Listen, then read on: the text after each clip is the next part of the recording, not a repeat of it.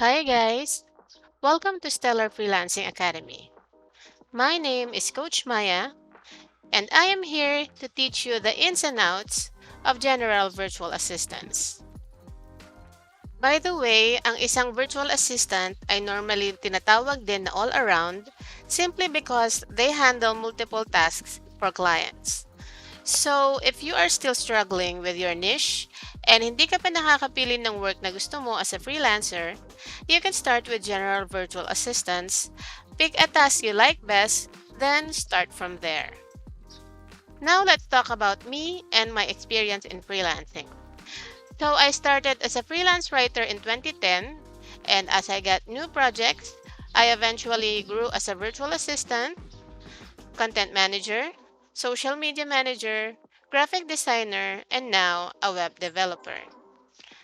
I have worked with prominent brands such as Shopify in the US and Forest Lake, SMDC, and Pioneer Adhesives here in the Philippines. Now I am working as a blog and content guru for a renowned real estate company in the UK. Let's start with the lessons for general virtual assistants. Ano nga ba ang virtual assistants and what are the things that they do? General virtual assistants, from the term general, can help support multiple aspects of the business. This can range from day-to-day tasks to other administrative tasks that require more care. They can act as a personal assistant as well as to help the client with all of their errands and personal tasks such as managing schedules, planning trips, and booking flights. These professionals usually have a well rounded skill set and knowledge of basic tools such as Microsoft Office, Google Drive, and Skype. Because of their skill set, which is very general, most general VAs are very open to learning new tools and adding more value to the business. In short, ang general VAs ay tulad din ng secretaries or admin assistants. Yun nga lang, hindi natin nakakasama ang boss natin. Usually, nakakausap lang through chat or video call. As a freelancing coach, I do get asked about this a lot. Magkano nga ba ang kinikita ng general VAs? According to PayScale, here are the current rates for general VAs depending on their skill levels. For beginners, it's $3 to $6 per hour, or in peso, it is equivalent to 24,000 to 48,000 a month. For experienced VAs, it is $7 to $15 per hour, or 56K to 120K per month. For experts, you can charge $16 to $35 per hour, or 128 to 280K per month. So if you consider these figures here, may kalakihan talaga ang pwedeng kitain through freelancing. So if you are looking for a source of income na makakaipon ka for your future, freelancing is for you. The great thing with this industry is that pwede kang kumuha ng multiple clients at a time, which means you can double or triple your earnings in a short amount of time. Another question that I usually receive ay kung in-demand ba ang freelancers. No doubt, yes, in-demand ang freelancers at this time.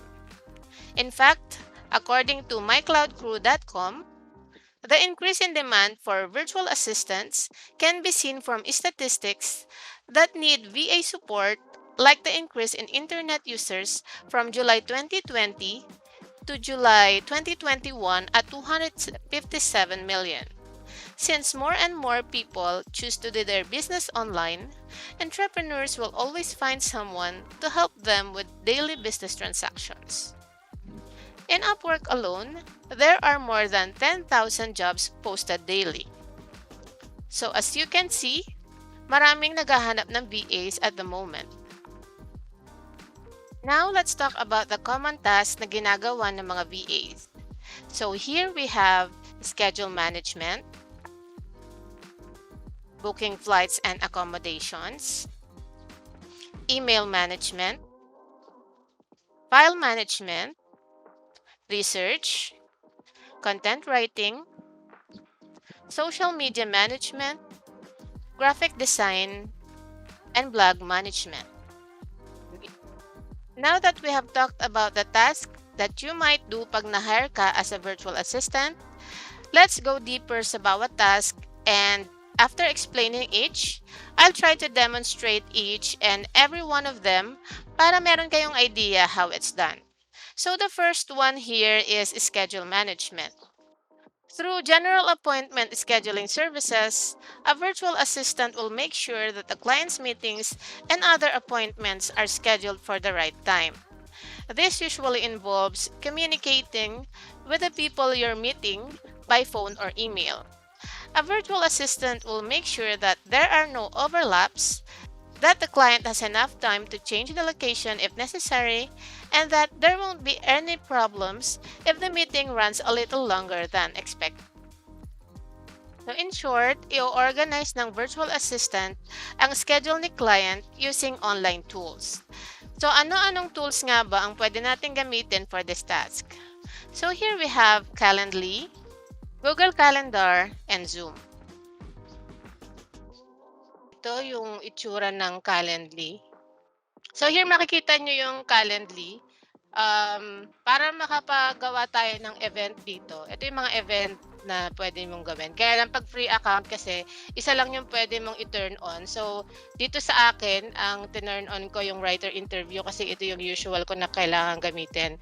Pag nag-i-interview ako ng writer for my agency, ito lang yung sinesend ko sa kanila na link. Ika-copy mo lang yung link dito and then they can choose kung anong schedule, yung free ka and then yung free din sila. So, try natin mag-create tayo ng isa pang event kung pwede pa. So, pwedeng one-on-one or group, depende dun sa requirement ni client. So, for now, let's go for one-on-one. So, here pwede mo ilagay yung event name. Halimbawa, Maya and Rona's meeting. And then yung location, kung virtual, lagay lang natin Google Meet or Zoom. Or kung Teams ang preferred, pero usually naman Google Meet and Zoom lang. So Zoom piliin natin. And then pwede mong lagyan ng dito, description. Halimbawa, interview ito. Please be online 5 minutes before the meeting. Ayan. Tapos, pili ka lang ng event color dito kung gusto mo na may color coding. Piliin natin blue. And then, next. Pwede mo rin customize yung link dito. Pero, for now, let's leave this as is. Tapos, pwede mong bigyan ng 60 days, 60 calendar days para yung pwede sila na mag-schedule. Pero kung gusto mo na limited time lang, halimbawa, you can put 30 days here or within a date range. Pero sa ngayon, ito munang default ang gamitin natin. Tapos yung duration, pwede mo rin palitan. Halimbawa, gusto ni client na 60 minutes yung meeting, gawin mo lang or kung ano pa yung other options dito. Yun, pili ka lang dito. Pwede rin custom. And then, pwede mong ilagay dito yung mga available time na gusto mong maging schedule ng meeting. So, dito meron na akong sinet, pero pwede mo yan baguhin.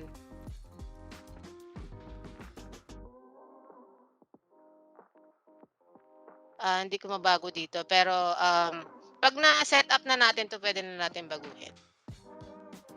So, after na ma-set natin yung mga availability dito, check lang natin yung mga additional settings dito. Actually, hindi naman na kailangan na baguhin yung iba, kahit mga default na lang. Pwede mo rin gawin na secret event. Pagka ayaw mo na ma-view ng iba yung link na isi-send mo dun sa i-invite mo, pwede rin. So, let's click next na. So, naka-save na siya. And then, pwede kang mag-add ng questions dito. Hinahanap ko yung ano, dati kasi meron. Try natin dun sa existing ko. Ayun. So, sa custom hours pala yun. So, dito sinet ko lang na 1 oras lang. So, click mo lang 'tong custom hours. Ta's puwede kang mag-add dito ng halimbawa 9 to 5, dito din 9 to 5, 9 to 5, lagay natin halimbawa. Tapos 'yun, puwede mo rin baguhin yung mga nandito or i-copy mo lang para ma-duplicate na siya dun sa throughout the week. So, madali lang siya actually. So, save and close lang. And then pagka ready ka na i-share dun sa ano, pagsisenda natin nung link, ika-copy mo lang yung link. So here, copy link lang tayo and then puwede na natin siyang i-send via email dun sa i-invite natin. So madali lang yung Calendly. Tapos, yung siya na mismo nagge-generate nung ano, pagka sinend mo na yung link sa invitee, siya na mismo rin magge-generate nung Zoom link. Pero i-ano natin siya, i-view natin yung live page para makita niyo kung ano itsura niya talaga.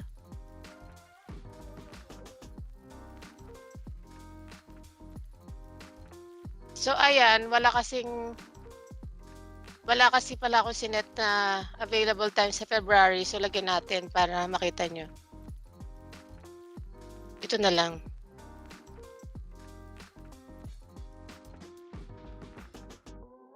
Ayan, so 'pag may available times na, ito yung makikita niyo. So you can click 1 here, ta's papakita niya kung ano yung mga times lang na available yung client. So you can do this for your client or kung meron din kayo na halimbawa magkaroon na kayo ng sarili niyong agency and marami na kayong kinakausap o kaya meron kayong consulting service, puwede niyo rin 'tong i-set up.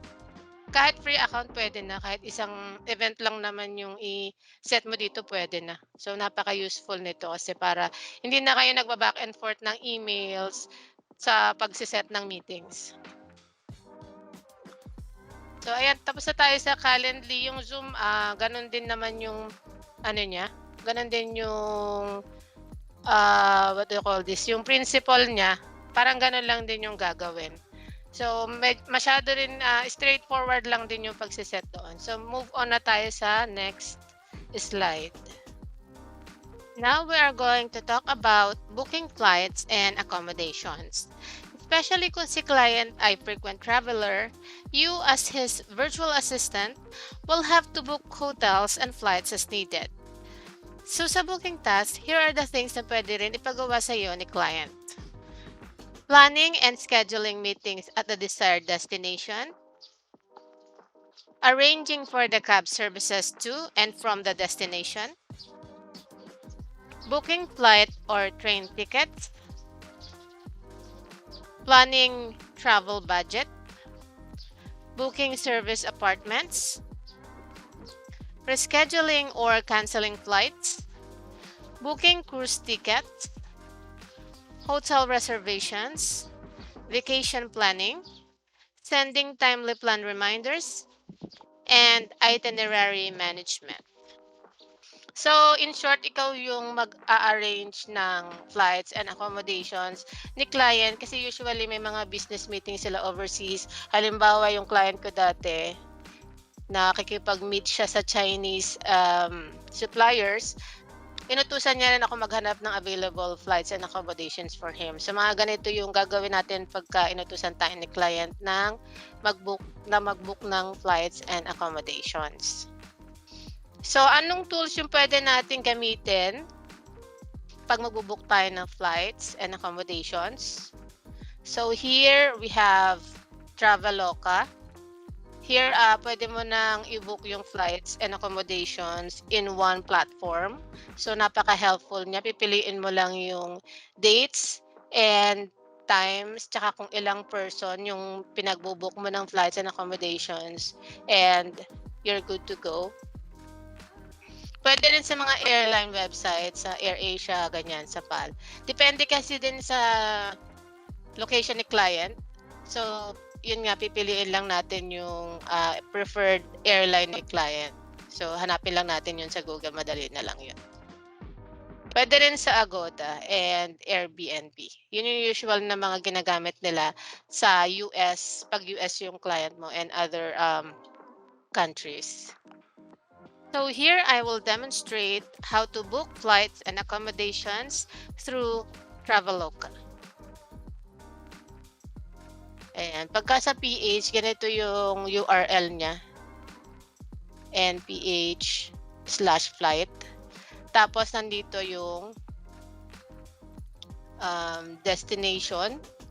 Pwede mong palitan to ng Manila, Philippines to Singapore. Tapos piliin mo lang dito yung number of adults and pag merong child and infant, lagay mo din dito. Tapos yung departure date, return date, and seat class. So usually pag clients business yan, business class. Tapos search lang natin yung flights. So pag kinlik mo yung choose, it will take you sa booking page. So here, pwede ka mag-add na hotel, airport transfer kung kailangan, pero may additional fees. So for now, click lang natin itong continue to booking. And here, ilalagay lang natin yung mga personal details. And then pagka na-complete mo na sila lahat, you can download the booking details and then send them to your client via email. So ganun lang yung pag-book ng flights and accommodations. Now we're going to proceed to email management. Email management is more than just inbox sorting. It refers to organizations capturing and managing emails created and received by employees. Just as with other business records, classification schemes, retention periods, and access controls can be applied to manage emails. Email metadata associated with the emails should also be captured to allow information to be managed and accessed by employees with proper permissions. In short, we will be managing and organizing the client's emails.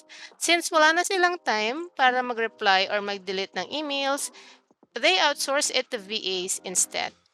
So, ano yung usual na email clients or providers na ginagamit ng mga VAs? Of course, there's Gmail, Mozilla Thunderbird, and Outlook. So as the name entails, ang Gmail gawa ng Google, ang Thunderbird gawa ng Mozilla, and yung Outlook naman gawa ng Microsoft. So pakita ko sa inyo kasi I'm sure familiar na kayo sa Gmail and Outlook. Pakita ko sa inyo yung Mozilla Thunderbird. Ayan, great. So ito, makikita nyo yung mga emails ko dito. Kinonect ko siya dun sa email address ko. Pero let's try na mag-log out and reconnect tayo ng email. Log out tayo dito. Ayan, so mag-add tayo ulit ng email account. Pwede nyo ilagay dito yung name ng client. Usually naman nagbibigay sila ng credentials pagka na-assign kayo na mag-manage ng emails. So here, lagay ko na lang yung name ko for demonstration purposes.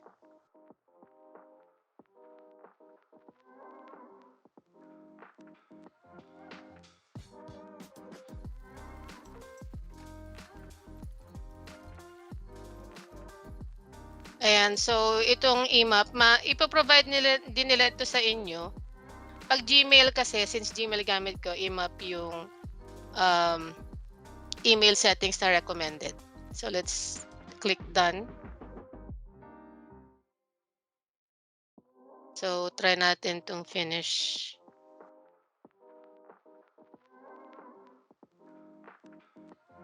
So nagre-read pa siya. Pag natapos na siya mag-read, lilitaw na yung inbox ni client. Siguro skip na lang natin yung Pero here puwede niyo ng, magamit yung write para makapag-send ng new email sa contact si client. So, maglagay lang natin dito yung email address. Halimbawa, yung isa kong email address ay 'yan. And then katulad ng ginagawa natin sa Gmail, lagay lang natin yung subject, um, meeting schedule with o kaya meeting with ano na lang, John Doe.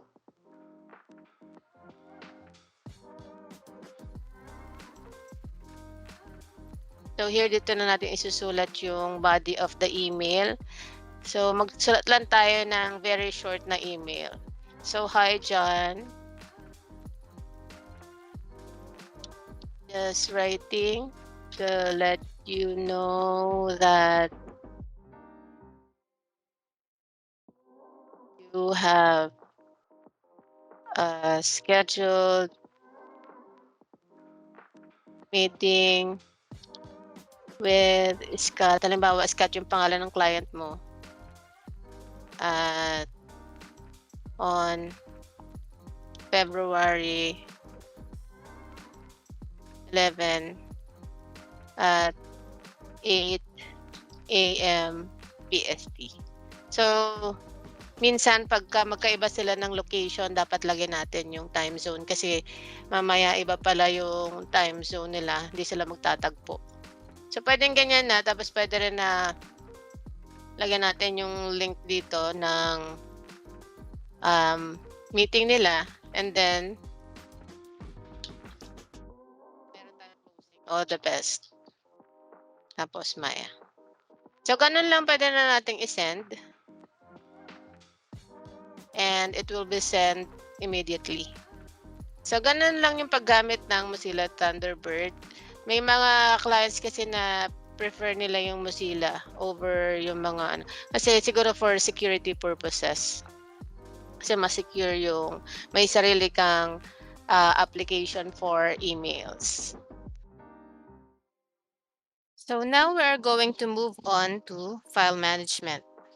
In this lesson, you will learn how to efficiently manage your computer files, including how to find, download, copy, rename, and organize your files. So what are the common tools used for file management?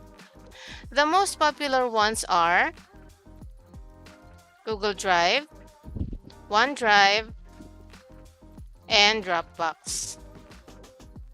Ang mga tools na ito, pwede mo rin gamitin as your portfolio in case you still don't know how to build websites using WordPress or Wix. Pakita ko lang sa inyo yung portfolio ko kung paano ko siya inorganize.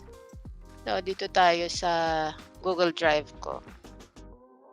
So, nilagyan ko ng pangalan para pag sinend ko sa client, alam nila yung pangalan nung nag-send sa kanila ng portfolio.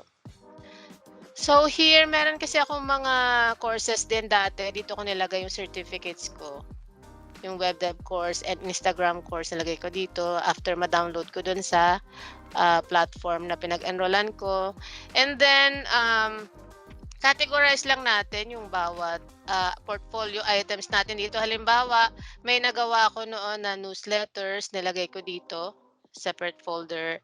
May infographics din. Yung mga websites na na-build ko before, nandito rin yung mga screenshots. Ayan. So, makikita nila yan dito. Screenshots lang kasi para makita nila yung buo. And para nasa isang place lang sila, halimbawa nasa Google Drive lang sila instead of hopping from one website to another. Ayan, nandito na lahat.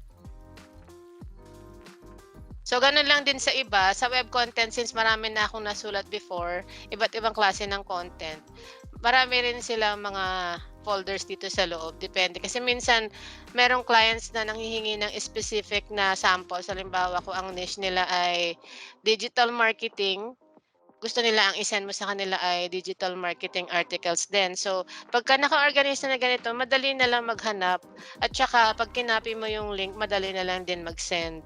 get link ka lang dito, and then copy link, send mo lang sa client.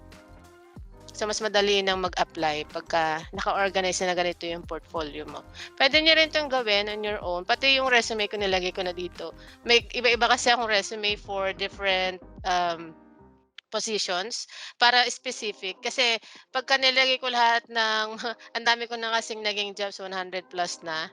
So, 'pag nilagay ko lahat ng experiences ko, hindi magkakasya sa isang page ng PDF. So, pinaghiwa-hiwalay ko na lang sila, ganyan. So, move on tayo sa next slide natin. So, I'm sure naman familiar naman lahat sa OneDrive and Dropbox, ano? Yung Dropbox parang gano'n din siya sa Google Drive, eh. Dropbox.com. Nakalimutan ko na yata yung account ko dito, wait lang. Okay, nandito pa. So, here gumawa din pala ako ng mga vlogs ko dito. Para yata 'to sa dati kong client. Ayan, naka-share pa sa kanila yung mga vlogs. So, gano'n din yung principle niya. 'Pag gusto mo siyang i-share, copy mo lang yung link dito. Ayan, puwede mo na i-copy yung link pagka nag-appear yung box na 'to.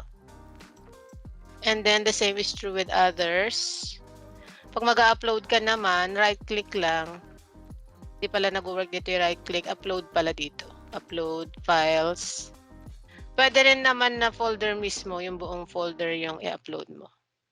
So, gano'n din, may right-click siya pagka ishi-share, ayan. So, copy mo lang yung link, then puwede mo na i-send to whoever na kailangan sendan nung file. Tapos ma-access na nila 'yan. Tapos,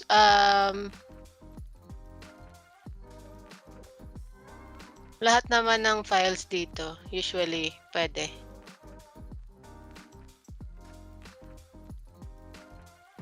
Balik tayo sa all files, baka magalaw ko kasi yung files nung client ko before. Puwede rin dito yung installer, naglagay ako ng, installer ng Odes pa noon, ang tagal na nito, grabe. 2016. So, ayan. Gano'n lang din siya, and then sa OneDrive naman.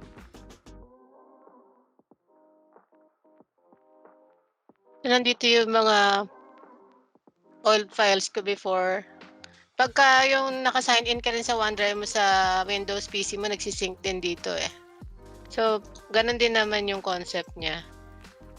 Right-click din or dito, tapos share.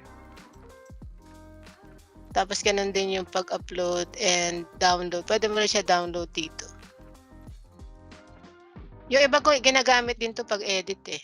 Kasi meron dito na online na MS Word, puwede rin dito, para hindi mo na siya ida-download and then i-edit and then upload ulit, para less hassle. So, ito yung isa sa mga nagawa ko na articles, nandito siya. Meron kasi mga clients na prefer din yung OneDrive. So, pagka ganito na may kailangan kayong edit, mas madali na kasi online siya. So, parang ginaya nila yung concept ng Google Drive.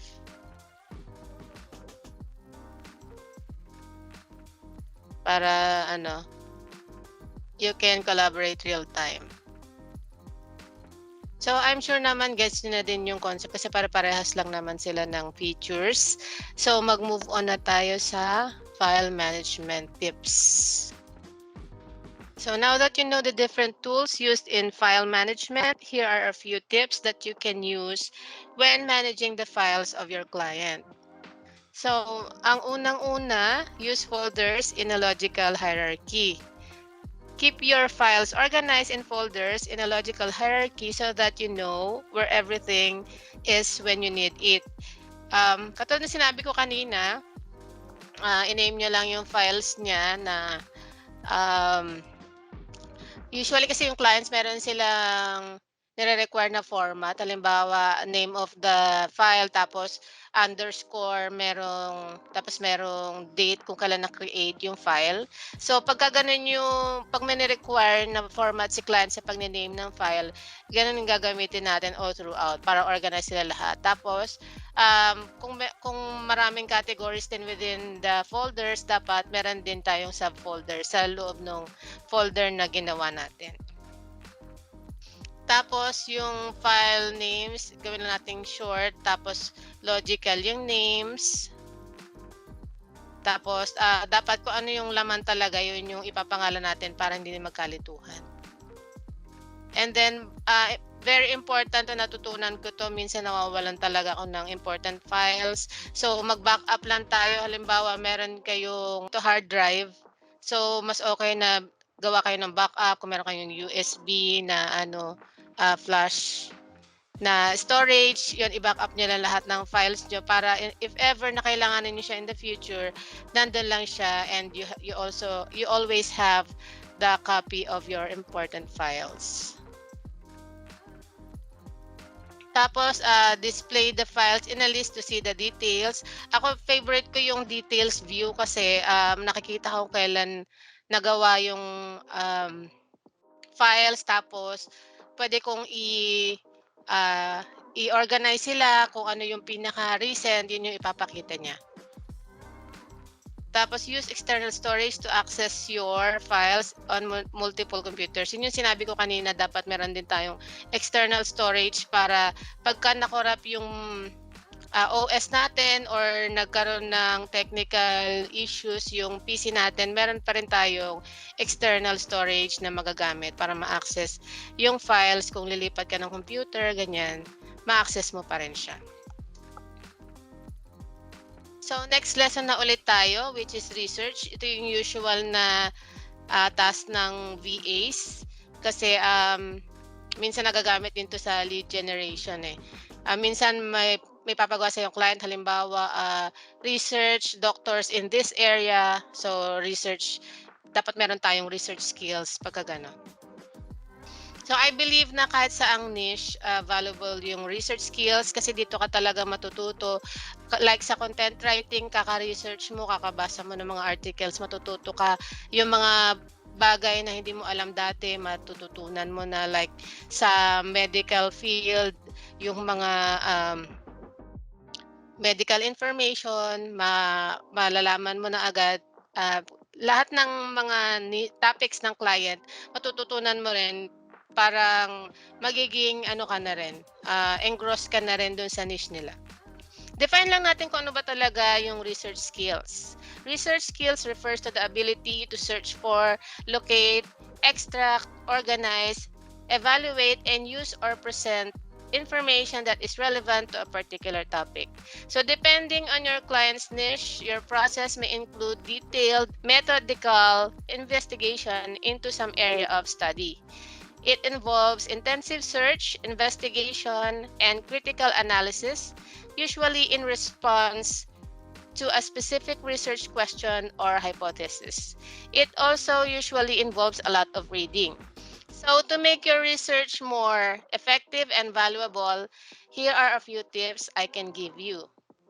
So number 1, use trusted sources.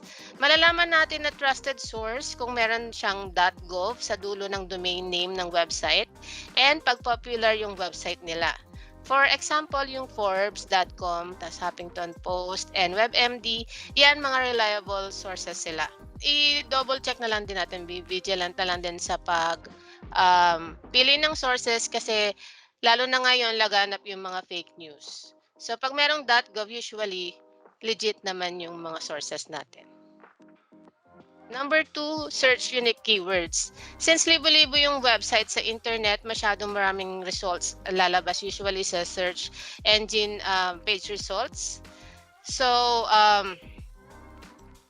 para mas ma-narrow down yung search natin, gamit tayo ng unique keywords. So mas gawin nating kakaiba yung keywords natin, mas okay siya para mas mabilis yung search natin. Tsaka para mas konting results yung lalabas. So katulad din ng sinabi ko kanina, let's try to be as specific as possible para makita natin agad yung hinahanap natin online para makasave ng time. And halimbawa, kung naghahanap ka ng freelance jobs, tapos ang gusto mo talagang job ay general VA, so mas okay na sa halip na i-search mo freelance jobs, ang i-search mo ay general VA jobs. So, itong Google Scholar, usually for academic material siya. Pero since may mga projects or jobs na kailangan ng academic research, magamit natin yan si Google Scholar. Kasi mas fit siya para sa mga academic research. Parang more on in-depth research yung lalabas sa search mo pag ginamit mo si Google Scholar. And then, pwede rin natin gamitin yung online forums. Minsan kasi mas okay na reference yung personal experiences. So, yung mga ganon, makikita natin sa online communities and forums. Also, hindi lang Google ang pwede natin gamitin for research. We can also use Bing and Microsoft Edge if you feel na Google is not providing good results. So now we are moving on to our next topic, which is content writing. So, i-define muna natin ang content writing. Content writing refers to professional writing created for an online audience to fulfill specific marketing objectives. Marketers and business owners publish content, also known as copy, online for usually promotional reasons. So as a VA, ano-ano yung pwede nating isulat na content? So number 1, blog post, then social media post, and also product descriptions, website copies, emails, and then press releases. Pwedeng marami pa na ipasulat, depende talaga yan sa sakop ng job scope. Pero usually, mga blog post and social media post yung pinapagawa sa mga general VAs.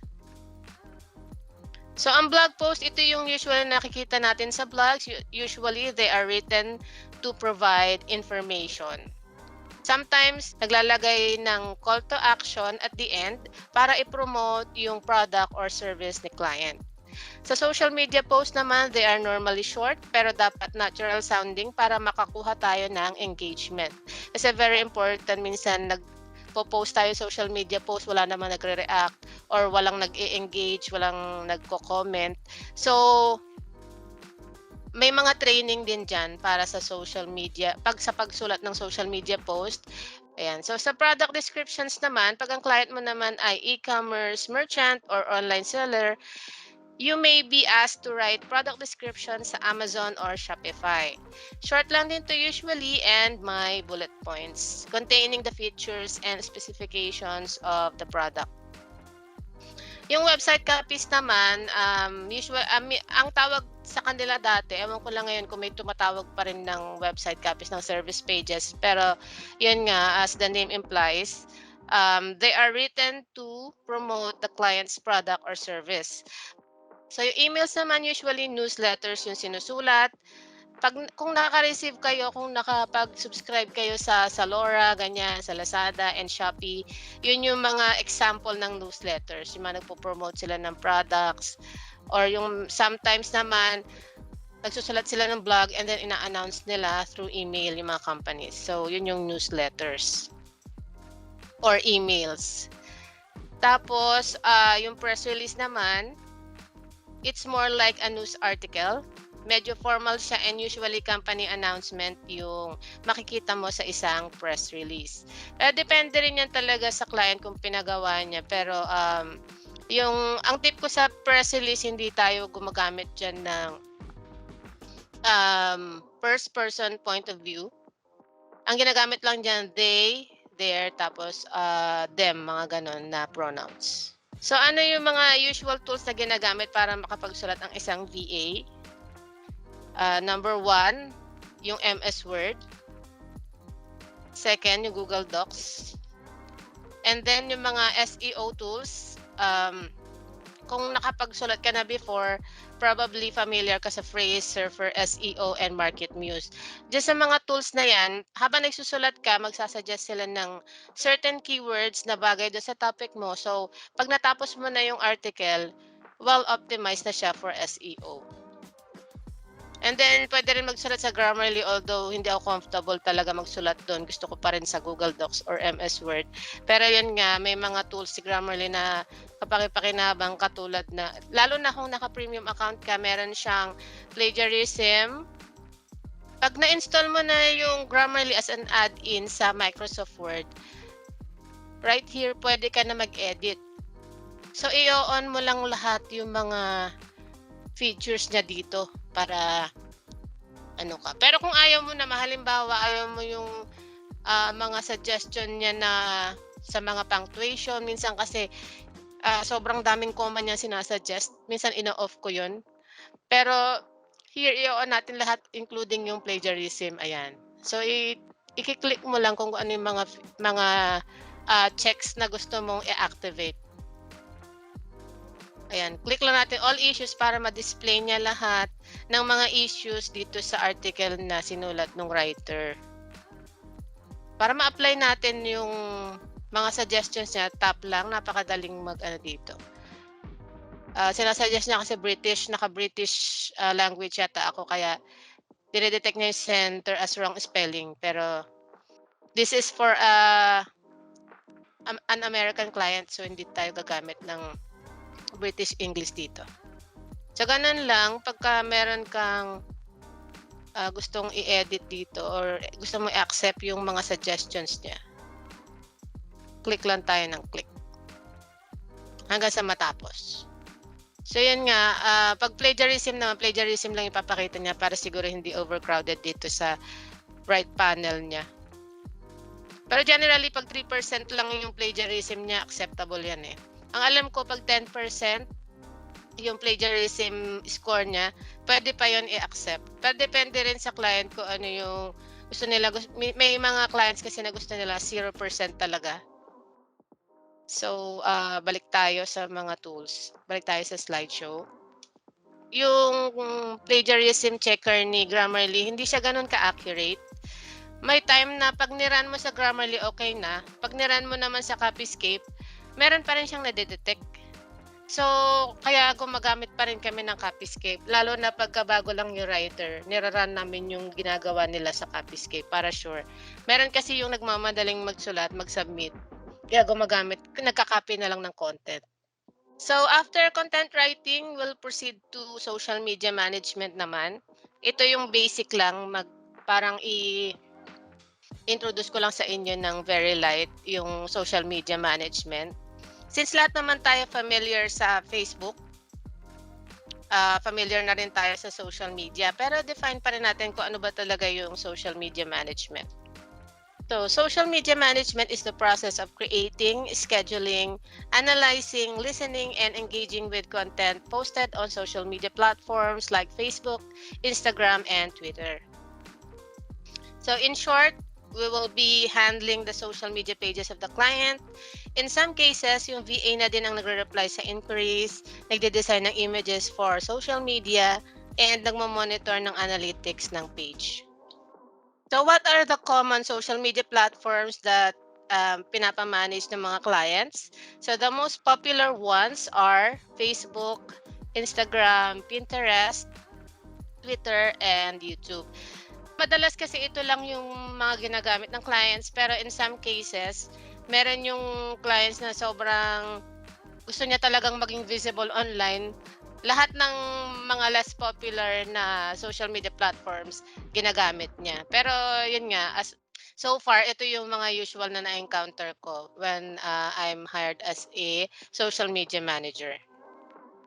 So, hindi ko na-explain yung bawat platforms kasi we all know how to use them naman. So, let's proceed to the tools that social media managers use.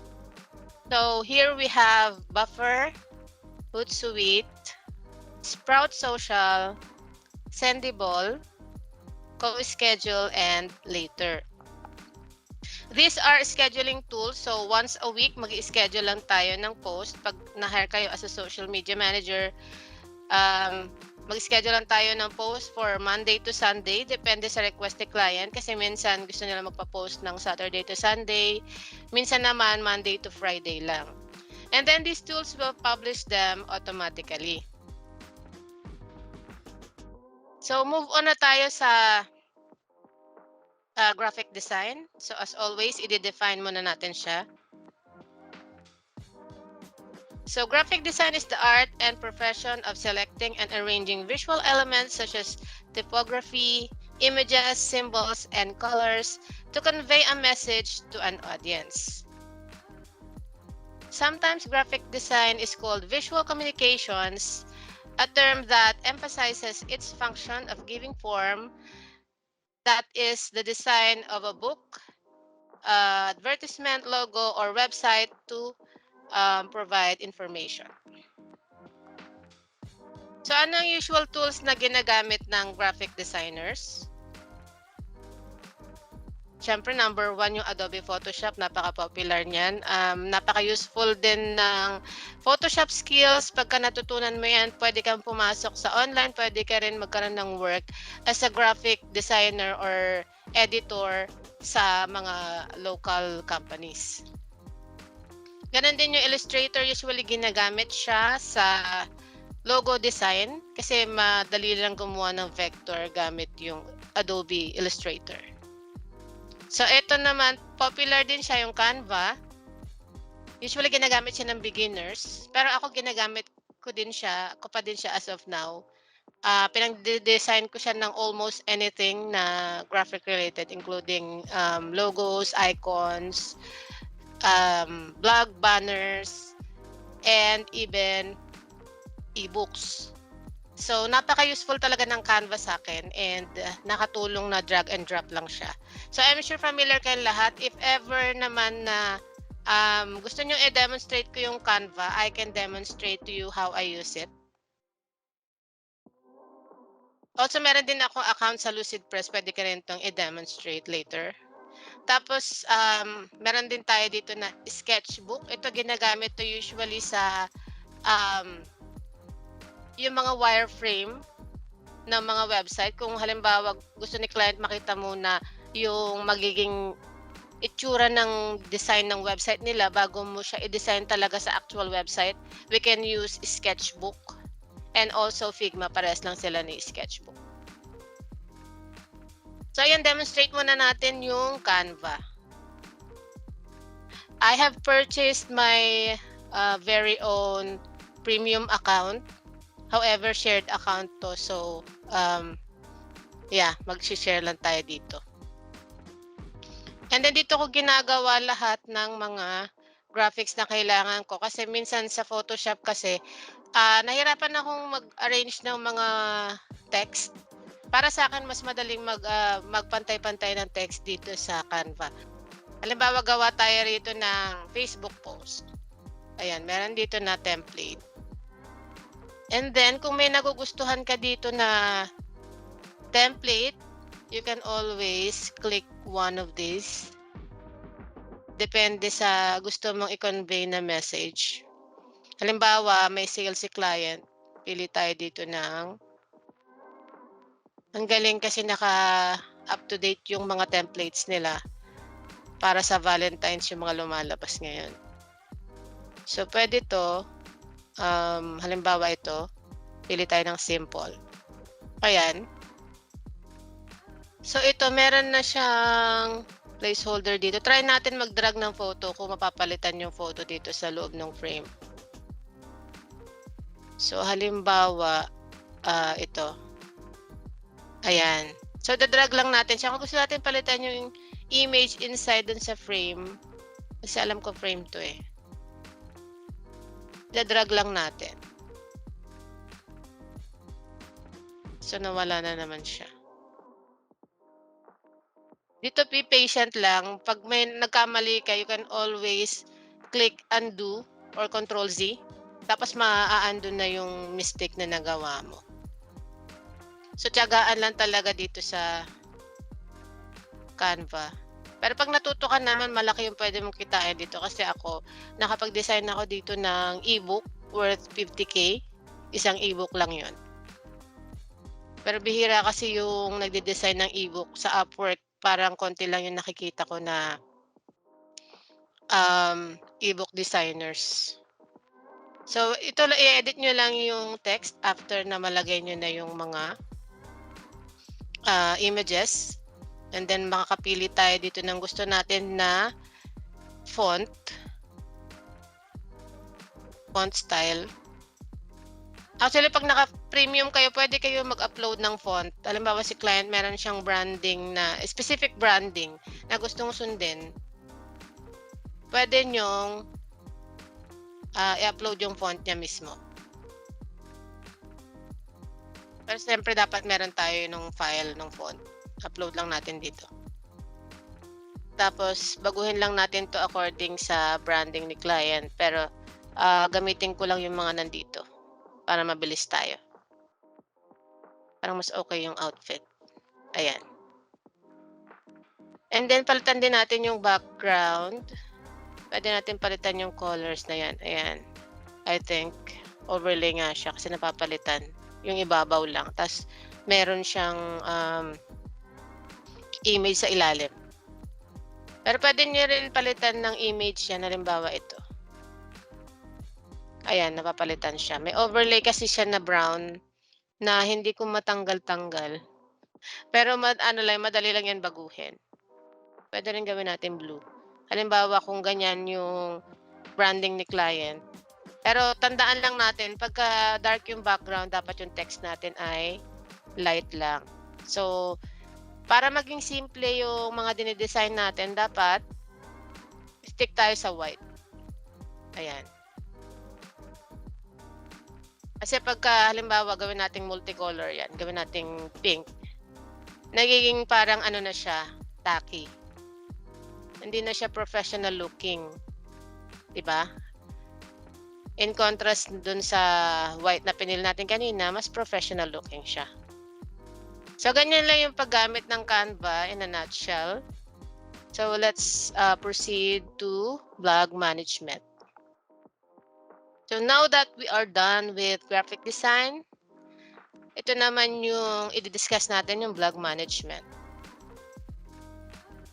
Blog management is the process of ensuring that your client's content is in line with their marketing strategy. It includes elements like finding new and exciting topics to cover and doing keyword research to discover the best search words to include in each piece. So in other words, magmamanage tayo ng website ni client. Apart from adding blog post, pwede din na tayo ang magsulat ng post, mag-edit, mag-optimize, and mag-isip ng topics for future post. So ano-anong platforms ang pwede natin gamitin for this task? So far, ito yung mga pinaka-popular. Number 1, yung WordPress. Second, Wix, Squarespace, Joomla, HubSpot, Drupal, and Shopify.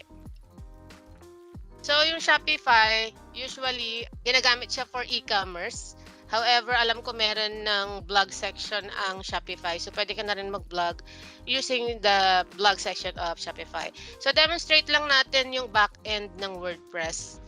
Yung mga dating nag-enroll sa akin ng General VA, alam na nila to, pero i-go over pa rin natin yung WordPress. So, ito na lang pala sa client ko. Ito yung back-end ng client ko. So, itong website na to, ako na rin mismo yung nag-build. Pero sa ngayon, dahil buo na siya, ito yung itsura niya. Pagka inopen mo yung homepage. Ayan, so meron siyang animation.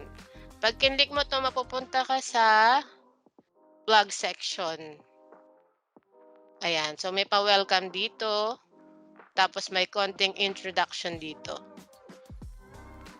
Ayan, ako din yung gumawa nito. And then, pag kinlik mo yung explore blog, doon ka na mismo mapupunta sa mga blog post na na-upload na namin in the past. So, dito meron siyang mga dito wala pa siyang featured image, pero lalagyan ko rin siya later. Ayan yung featured image niya, dyan mapupunta yan. And then, merong snippet dito or yung summary, yung first 3 lines ng article. So, pag kinlik mo siya, yung read more, bawat isa, mapupunta ka dun sa buong article. So, ayan, yung mga sinusulat namin kasi yung client ko is real estate company. So, more on promotion kami ng mga luxury properties. So, yung mga properties na 'to naghahalaga ng mga million or billion. Talagang yung iba, pag-aari pa ng mga celebrities na sikat sa Hollywood. So, yun medyo big time yung client na 'to.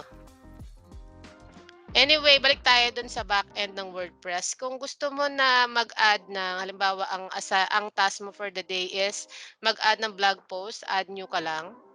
Dalawa yung way para mag-add dito ng article. So, one is page. Pag dun sa page, usually mga ano lang yun, mga about us, contact us. Hindi tayo nag-a-add ng blogs doon. Kung mag-a-add tayo ng blogs, dapat doon tayo sa posts kasi doon talaga siya ginawa. Doon dinesign na ilagay yung mga blog post. Ayan. So here, ilalagay lang natin yung title. Halimbawa, hanap tayo ng article na pwede ilagay. Anyway, halimbawa dito yung title. Meron siyang space. Ayan. Tapos copy lang natin yung content na nasulat natin. Halimbawa, meron ng ready-made na article na ilalagay natin.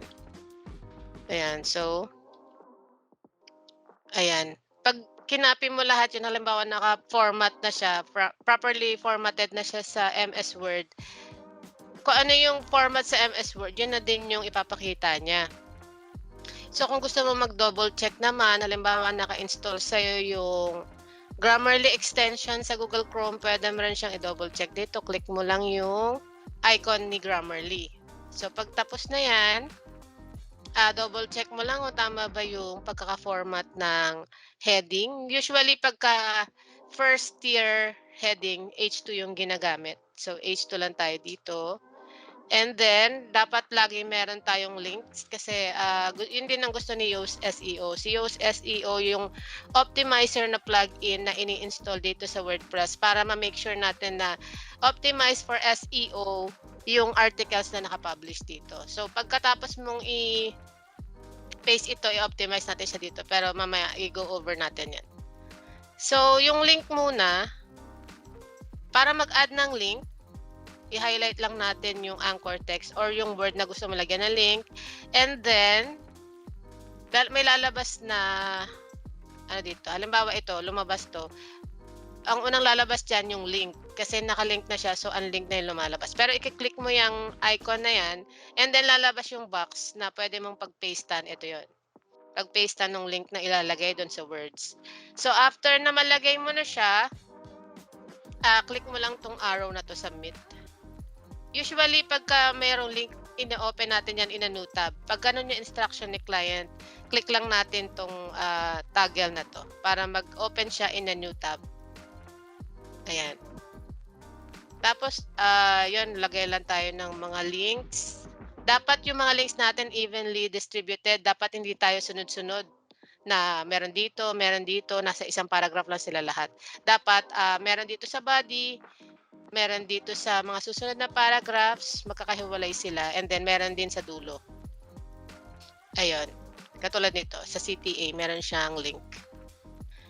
And then, pag okay na siya, syempre mag-a-add din tayo ng image kasi ang boring naman, di ba, pag puro text. Parang nakaka-boring basahin.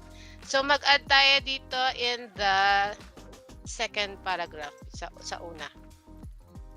So, para mag-add, i-enter lang natin yan para magkaroon siya ng space and then add block. Tapos, ito yung image na element. Pag kinlik natin yan, ayan. So, lalabas na yung box para makapili tayo ng image na i-add dito. So, pag na-upload mo na siya, kung meron ka ng pagpipilian, click natin Media Library.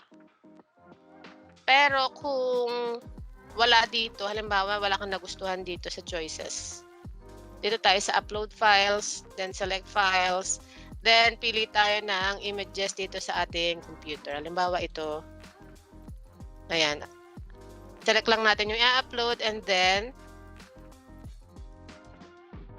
hintayin lang natin na mag-upload siya ng kompleto and then select. Ayan. So, meron na siyang image and then yung client ko kasi gusto niya merong caption with a link. So, pwede natin ilagay beautiful sunset at a villa in halimbawa Hawaii to Hawaii.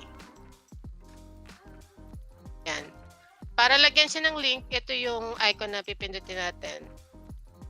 So, mag-copy lang tayo ng random link dito. Halimbawa lang.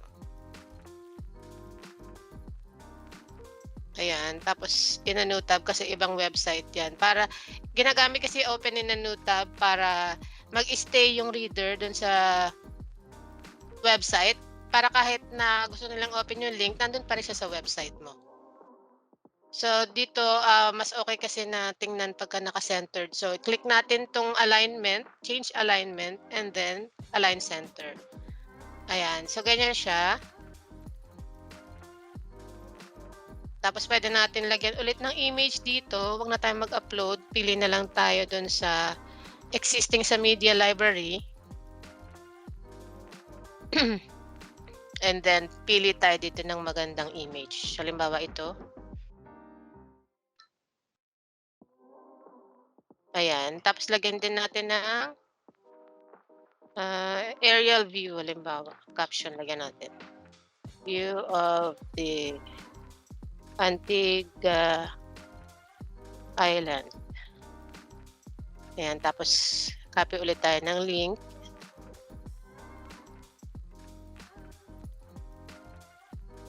Tapos, center ulit natin. Ayan. So, okay na siya. Pwede naman natin add pa ng isa pa dito na image. It's up to you or kung ano yung instruction ni client. So, kung gusto mo na makita kung ano itsura niya, pag na-publish na, click mo lang tong preview. So, preview lang in new tab.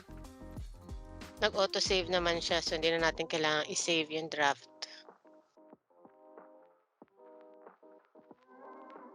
So, ayan. Ganito magiging itsura niya pagka na-publish na. Dito kasi masyadong malaki yung font family na ginagamit. So, ganyan itsura niya. Pero, naka-heading 2 ito. Tapos ito, heading 3 ata ito.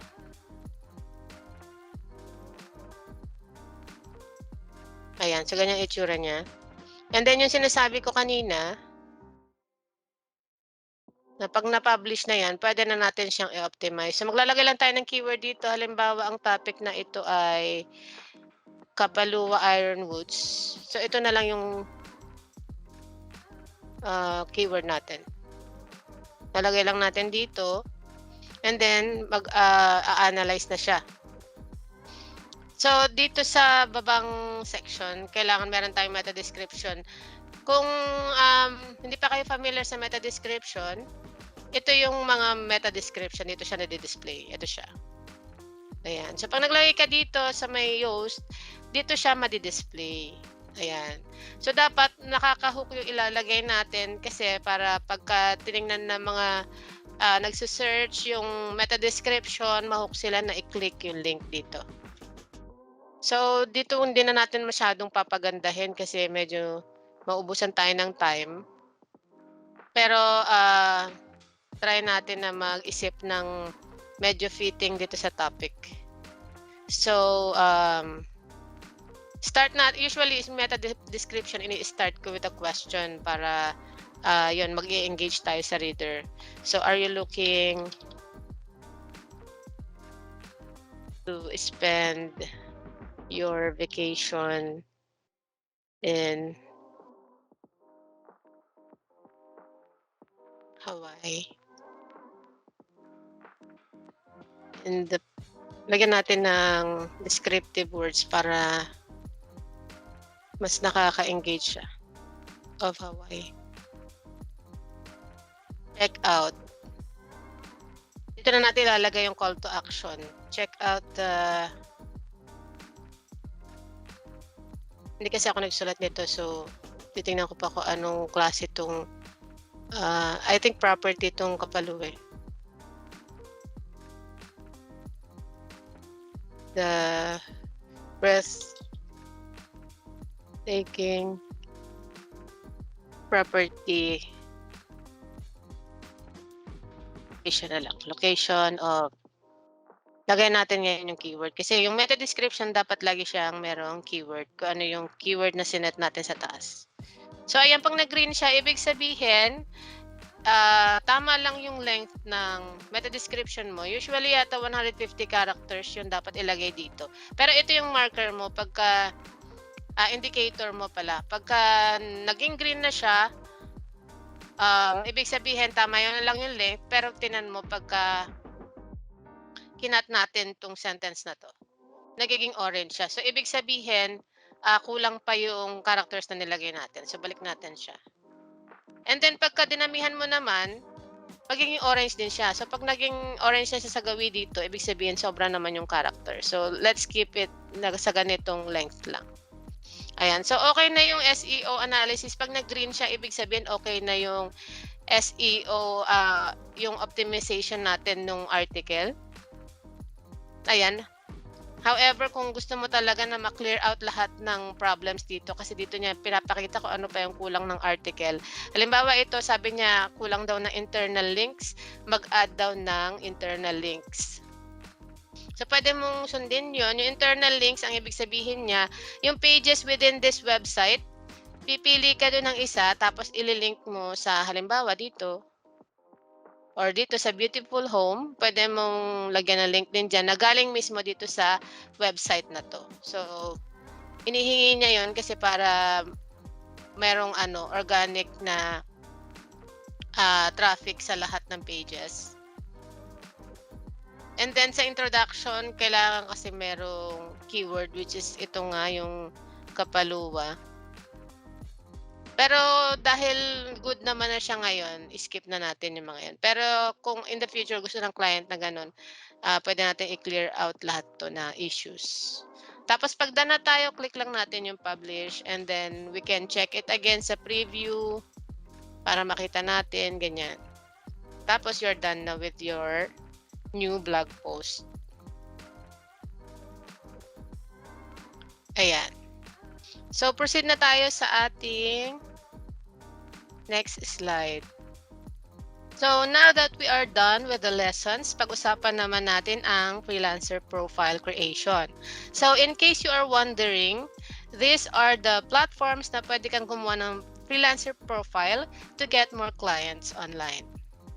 So number 1 yung Upwork. I'm sure familiar kayong lahat sa Upwork kasi siya yung pinakasikat. And then meron din yung onlinejobs.ph. So sa Fiverr, nung nag-start ako, meron na to eh. You can sell your services. Kaya Fiverr kasi yung mga services nag-i-start siya sa $5. So halimbawa, magpo-post ka doon, I can write an article for you for only $5. So ganun yung concept niya. Kaya lang sobrang saturated niya, dami-dami na doon, super, lalo ng mga Indian, sobrang competitive yung mga yan. Medyo mahirap na makapag-compete kasi may mga ratings din dyan eh. So kung sino yung may ratings, yun yung papaboran ng mga nagre-request ng mga doon, deliverables like articles, ganun, or graphics. So medyo challenging din mag-join sa Fiverr. Sa LinkedIn naman para siyang Facebook, pero I'm sure familiar na rin kayo dyan sa LinkedIn. Sometimes may nag-i-invite sa akin dyan mga recruiters. Dahil yun nga, may mga recruiters dyan na nagse-search din ng mga talents. Make use na lang din natin yung platform kasi yun nga, wala naman tayong babayaran, free lang yung account. So ilagay mo lang lahat fill out mo lang lahat ng details doon as complete as you can para yun nga magamit din natin yung platform para yung mas maraming platform mas okay, mas ma-expose tayo sa mga clients. And then meron din tong freelancer.com. Hindi ko pa to nagamit pero sabi nila pag baguhan ka, daming scammers talaga. Yung kakagawa mo lang ng profile mo, nagme-message na sila sa'yo. Pero I'm sure meron naman dyan mga legit na clients. So ito naman yung pinaka-new na alam ko so far na platform. Member ako nitong free app. Ang maganda dito, sila mismo yung nag-i-email sa'yo na kung gusto mo mag-apply. I-invite ka talaga nila. Kaya nga lang, pag nag-sign up ka, i-interviewhin ka nila sa Skype, hindi naman siya video call, chat lang siya kasi ginagawa nilang record yung chat transcript para daw may record sila. So marami mag-i-interview sa'yo tapos tatanungin nila kung ano nilagay mo na skills dun sa application mo, yun yung itatanong nila sa'yo. So, halimbawa, kung nilagay mo dun website designer ka, tatanungin ka nila kung paano mo ginagawa yung web design. Meron lang specific na tanong, hindi naman exactly ganun ka-broad na ano, pero yun nga, magtatanong sila sa'yo na ano, parang ano siya, three-step process yata. Meron muna yung una magfi-fill up ka muna ng form and then 'pag na-accept ka dun, move on ka sa second step. And then 'pag nakapasa ka ulit dun, yun na yung final step which is yun nga, yung interviewin ka nila sa Skype, na chat lang.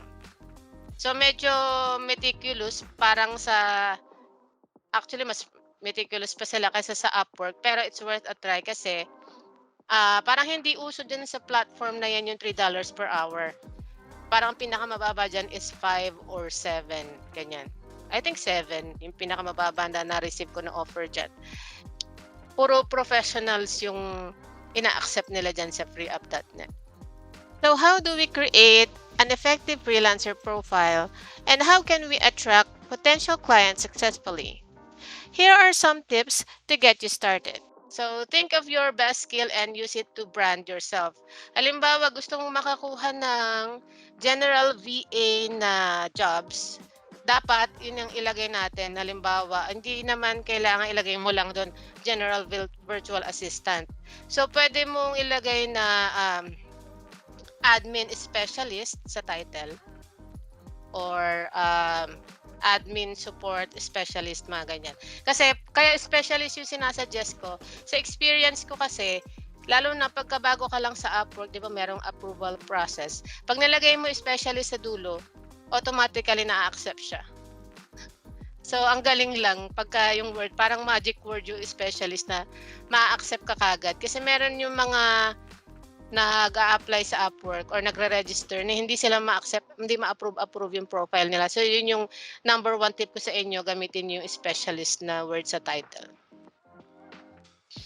Tapos ilagay lang natin yung all of the skills na meron tayo.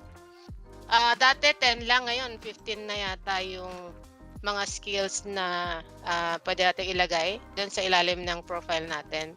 So, pag nilagay mo kasi yon, mas masa-search ka ng clients, so lagay lang natin lahat ng pwede nating ilagay.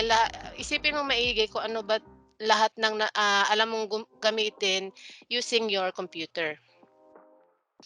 Tapos, importante rin yung formal na profile picture. Ako, gumagamit ako ng picture ko na naka-quote ako.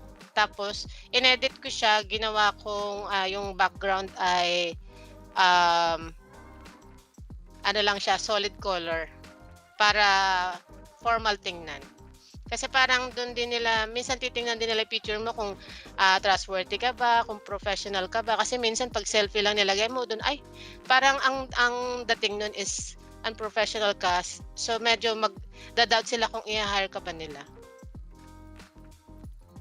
And then, sa portfolio naman, importante na meron tayong portfolio para ma-prove natin na yung skills na nilagay natin doon ay talagang specialization natin.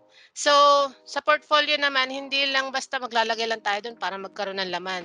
Hindi dapat ganoon. So, dapat kung ano lang yung tingin mo na, ay, ito yung pinaka-proud ako na nagawa ko in the past, yun lang ilalagay natin.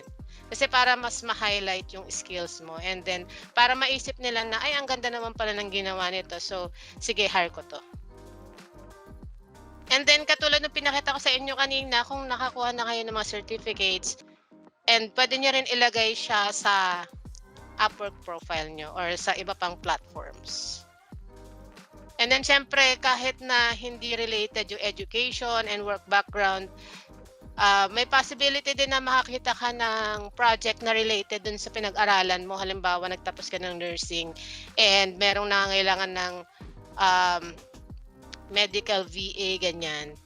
Or someone na merong background sa healthcare, ganyan. Pwede mo siyang magamit. So, ilagay din natin yung ating education. Ilagay nyo kung meron kayong awards, mas okay.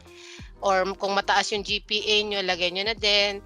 Tapos yung work background and then sa ibaba nung work experience mo, lagay mo kung ano yung valuable na nagawa mo para dun sa company if ever meron. If ever naman na walang masyadong sobrang achievements dun sa sa company na yon, pwede mo lang ilagay na lang kung ano yung job description. And then kung meron ka pang extra time and confident ka naman magsalita sa camera, you can always upload a short introduction video summarizing your skills and kung ano ba yung mga wonderful things na pwede mong itulong sa company or kung ano yung mga bagay na matutulungan, yung mga areas na matutulungan mo yung client. And then siyempre, madalas na-encounter ko 'to kasi lagi ako nag-e-evaluate ng, profile ng mga freelancers. Yung iba hindi ko sila mentees, mga nagtatanong lang, gusto lang magpatulong kung ano ba dapat yung improve sa profile nila. Ang usually na nagiging observation ko ay merong grammatical errors. I-make sure na natin na perfect yung English natin and wala siyang grammatical errors or typos kasi dun pa lang magi-gauge na nila kung professional tayo or hindi. Once na-establish na natin yung freelancer profiles natin, ito naman yung challenge na haharapin natin which is yung marketing yourself and retaining clients. So, paano natin magagawa na mag-stay sila and maging smooth yung workflow natin? So number one, define your expertise and what you want to offer. So sa una siguro mag-struggle pa tayo dyan. Pero kung general VA ka, yun nga, ilagay mo na lang yung mga services na kaya mong gawin sa ngayon. Halimbawa, you can do research, lagay mo dun sa profile mo.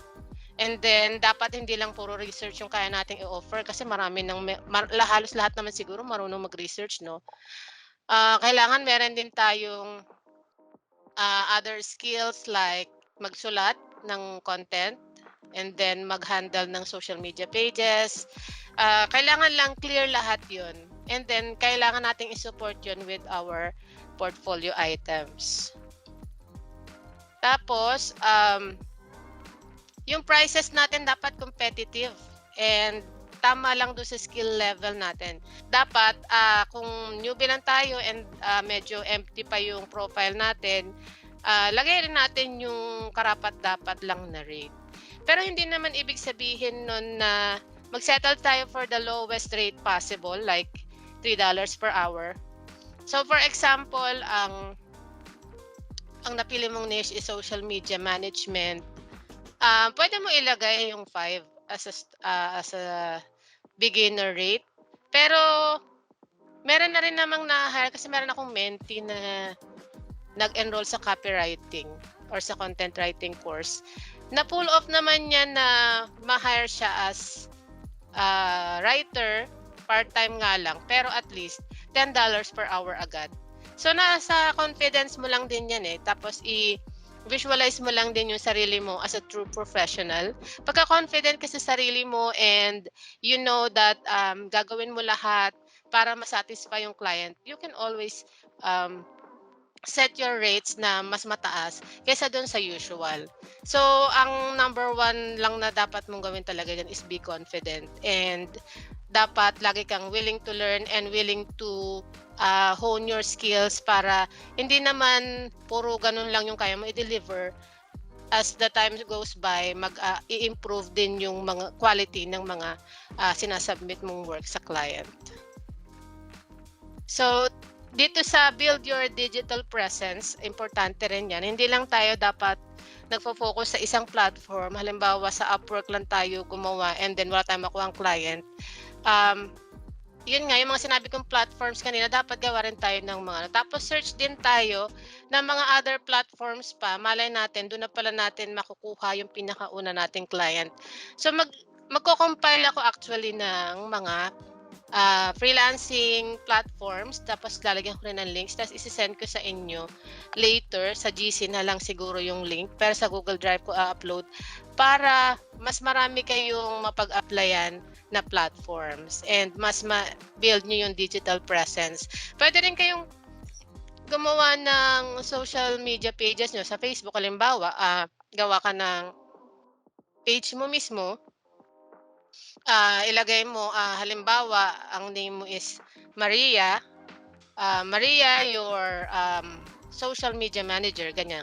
Pwede mong gawin yon na tapos mag-post ka ng mga ginagawa mo, mga social media posts, mga social media images, para mo na rin siyang portfolio, and then you can build your page para mapatunayan mo na ito yung page, ito yung personal page ko, tingnan mo ganito yung nagawa ko sa page na 'to. If I can do this on my page, I can do that for your page as well. So, yun din yung isa sa mga marketing strategies na pwede natin gawin as a freelancer para mas makita rin tayo ng mga clients. So, yun nga yung sinabi ko kanina, create as many freelancer profiles as you can dun sa mga top na freelancing platforms. Kasi yung isa ko ring mentee na gumawa siya sa guru.com. Ako hindi ako makakuha ng client doon, pero siya nakakuha siya. So, parang yun yata yung isa sa mga first clients niya. And then, minsan kasi na-hire tayo outside the platform eh. Yung iba kasi sa Facebook nakakakuha ng clients. So pagka wala tayong platform, katulad ng Upwork na nagga-guarantee ng security natin, pwede tayong mag-draft ng sarili nating contracts. Kung kailangan nyo yung template ng contracts, kasi meron akong ginawang ganyan, I can send my template to you as well. Sa GC na lang din. And ino-note ko nga yan para di ko makalimutan. Send ko sa inyo yung contract template. And then yung mga platforms na pwedeng applyan. Ayan. Tapos, pag na-hire na tayo, at the end of our shift, dapat na mag-update tayo sa client. Halimbawa, hello Scott, this is what I did for the day. So, pagka ganito yung gagawin natin, kahit hindi nila hinihingi, na ano nila tayo, na perceive nila tayo as a professional individual, and then may possibility na i-hire nila tayo for the long run and then ma-promote or mag-grow with the company. So, ito yung natutunan ko din in the past kasi meron akong half Pinoy client na parang hindi kami magkasundo. And then may isang freelancer na kasamahan ko doon, sabi niya, ganito gawin mo kasi madali lang naman i-please dun si Chatwin yata pangalan ng client. So, update mo lang siya regularly, sabi niya gano'n sa akin. So, nung ginawa ko siya, ayun, mas naging okay kami ni client, mas naging mabait siya sa akin. So, yan yung isa sa mga magandang tips na ma-share ko sa inyo. And then, pagka nagbi-build tayo ng freelancer profile natin, huwag din tayo mahihiya na manghingi ng feedback kasi ito talaga yung magbi-build ng profile natin kasi kailangan natin yung feedback. Minsan kasi yung mga clients, hindi sila nag-hire ng walang feedback. Yan yung magbi-build ng reputation natin online, and dyan nila malalaman kung ano bang klaseng work yung kaya nating i-deliver. So, ito yung cover letter template na ginawa ko. Ginawa ko siyang PDF. So, pwede nyo ito i-copy. Depende dun sa ina-applyan nyo. So, meron dito for virtual assistants, meron dito for social media managers. Bahala na kayo kung ano yung gagamitin nyo dito. Pero marami to. Ayan. Kasama yan dun sa freebies. So, pagka gagawa tayo ng proposals, dapat 5 to 10 sentences lang. Huwag masyadong nobela kasi baka hindi nabasahin ng client. And then sa una pa lang, dapat meron na tayong attention-grabbing na sentence. So kung ano talaga yung kailangan niya, yun yung ilagay mo agad sa una pa lang. Basahin mo ng maigi yung ano. Malalaman mo kung ano yung kailangan niya pag binasa mo ng maigi yung job post. And then, yung work samples, ilagay mo after na introduction, lagay mo na agad yung link to your portfolio sa, yun nga, after ng introduction. And then, answer the why should I work with you question. I-state lang natin kung ilan yung years of experience, kung meron bang nasabi sa'yo na noteworthy na feedback, lagay din natin yun para mapatunayan natin yung expertise natin. And then, you can also mention the number of projects you have worked on so far na related dun sa job na ina-applyan mo. And then, pwede rin yung education pag relevant yun sa job. And dapat friendly tayo and professional. Halimbawa, Pangalan niya Mike, "Hi Mike," tapos comma or, "Dear Mike." Pero 'pag dear kasi para sa'kin parang tunog newbie, so depende lang din. Pero puwede niyong gamitin yang dear. 'Pag wala naman name, 'pag di talaga natin makita, puwede namang dear hiring manager na lang, gano'n. Tapos dito yung ano, yung mga parts ng cover letter, pakita ko na lang din sa inyo. So, katulad ng sinabi ko kanina, dapat yung first name ng client nandito. And then dito sa first ano pa lang, paragraph, address na natin yung needs ni client.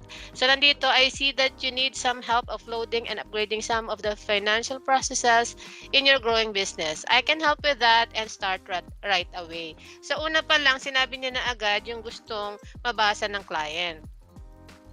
So, para ma-support yung claim niya na dito sa introduction, kailangan enumerate natin yung kung ano yung magagawa mo for them para ma-ease yung workload nila. So, in-enumerate niya dito lahat yung kaya niyang gawin. Um, Ayun. So, hindi ko na babasahin yan kasi nababasa niyo naman yan and ise-send ko rin naman sa inyo yung file na 'to. Pagkatapos na ma-enumerate niya yung mga services or mga tasks na kaya niyang gawin for the client, meron siyang nilagay na question dito. So kung gusto niyo na magkaroon na maka-receive ng reply, ito yung pinaka-best way na, puwede niyong gawin. Kasi pagka naman paano ka makaka-receive ng reply kung wala ka naman tinatanong, 'di ba? So parang gano'n. 'Pag nagtanong ka, makaka-receive ka ng reply. So nilagay niya dito, "Do you have any questions for me? Please see attached samples for your reference." So, nag-add din siya ng sample, yun nga para sa portfolio. Tapos yung usual na ginagamit ko lang na closing is all the best. Pero puwede niyong gamitin yung best. Yung iba nakikita ko gumagamit sila ng best, cheers, sincerely, ganyan. Tapos, yung name niyo. Puwede niyong lagay yung full name niyo, pero usually ako nilalagay ko lang yung ang dalawa kasi yung first name ko, kaya yun lang yung nilalagay ko. Kasi 'pag sa ano naman medyo casual lang, eh, sa online, hindi katulad sa Philippines na kailangan super formal. By the way, I have one final and most important tip. Treat freelancing as a business and not just a job. If you do this, mas maraming opportunities ang darating sa'yo and you will learn how to know your worth as a professional. So that's it for our General Virtual Assistant mini course. If you have questions, feel free to comment down below and we will get back to you the soon as possible. Thanks for watching and happy learning!